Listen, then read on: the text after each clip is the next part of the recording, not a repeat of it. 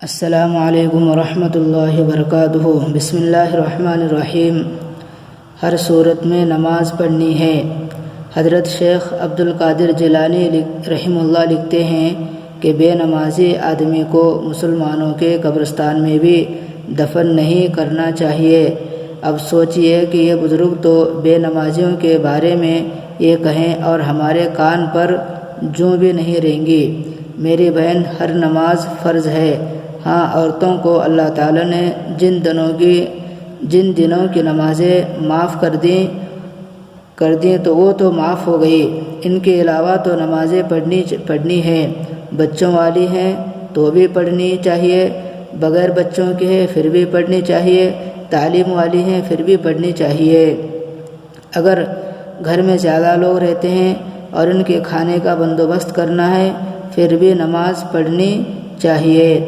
اگر گھر میں مہمان آ گئے پھر بھی پڑھنی چاہیے۔ الحمدللہ جو نماز پڑھنے والی عورتیں ہیں وہ ان تمام مصروفیات کے باوجود نماز کے لیے وقت نکال لیتی ہے۔ وہ بچوں کو پالتی ہے، گھر کے کام کرتی ہے، وہ صفائی بھی کرتی ہے، گھر کو بھی سنوارتی ہے، لیکن نماز کے وقت پر نماز پڑھتی ہیں۔ وہ سمجھتی ہیں کہ یہ اللہ رب العزت کا فریضہ ہے جو ادا کرنا ہے۔ اگر اس کی اہمیت دل میں بیٹھ جائے تو یہ ہو نہیں سکتا کہ نماز قضا ہو جائے۔ بھلا ہم کھانا قضا نہیں کرتے تو نماز قضا کیوں کرتے ہیں؟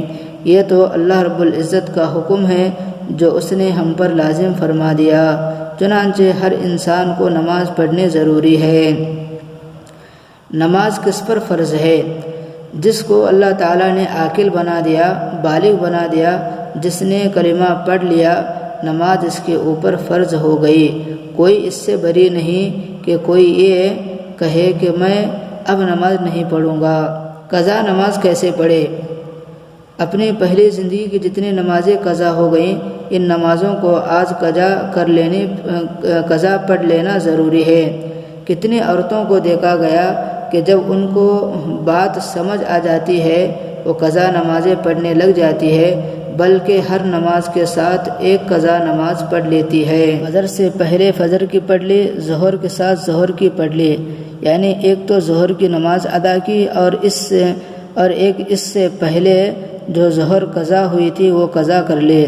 چنانچہ ایسے سننے میں آیا کہ بعض مستورات نے اپنی زندگی کی 12 سال کی نمازیں پڑھ لی ہیں۔ الحمدللہ ان کے سر کا بوجھ دور ہو گیا۔ زیادہ قضا نمازیں کیسے پڑھے؟ اے بہن، تو اپنی زندگی کی نمازوں کا حساب کر لے۔ اگر تو اپنی بلوغت سے نماز ادا نہیں کرتی تھی، سستی کر جاتی تھی، تو بیٹھ کر اندازہ لگا کہ تیری کتنی نمازیں چھوٹ گئی ہوں گی جو تجھے پڑھنے لازمی تھی، اور تو نے ان نمازوں میں سستی کر لی تو انہیں قضا کر لے۔ یہ 2 مہینے کی بنے گی، 2 سال کی بنے گی، جتنی مرضی بنے، آج وقت ہے آسانی سے ادا کر لے گی۔ بے نمازی کی سزا۔ حدیث پاک میں آتا ہے کہ اگر کوئی بے نمازی عورت قبر میں جائے گی تو اللہ رب العزت اس کے اوپر ایک سانپ کو مسلط فرما دیں گے۔ وہ گنجا ہوگا اور نہایت ہی ڈراؤنا ہوگا۔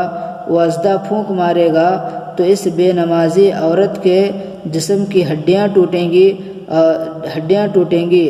زہر کی وجہ سے اس کو تکلیف ہوگی، جیسے ہمیں اگر کوئی بھیڑ کاٹے تو کتنی تکلیف ہوتی ہے، وہ اژدھا کاٹے گا تو پھر کتنی تکلیف ہوگی۔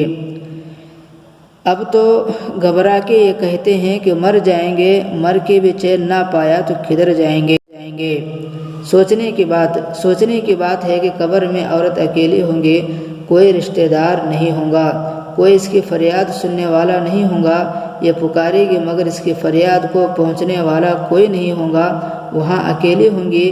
یہ بیچاری کسی چپکلی کو دیکھ لے تو اس پر خوف طاری ہو جاتا ہے۔ جب اس کی قبر میں سانپ ہوگا، اژدھا ہوگا جس کے بارے میں فرمایا گیا، وہ ڈراؤنا بھی ہوگا، تو وہاں اس کا کیا حال ہوگا۔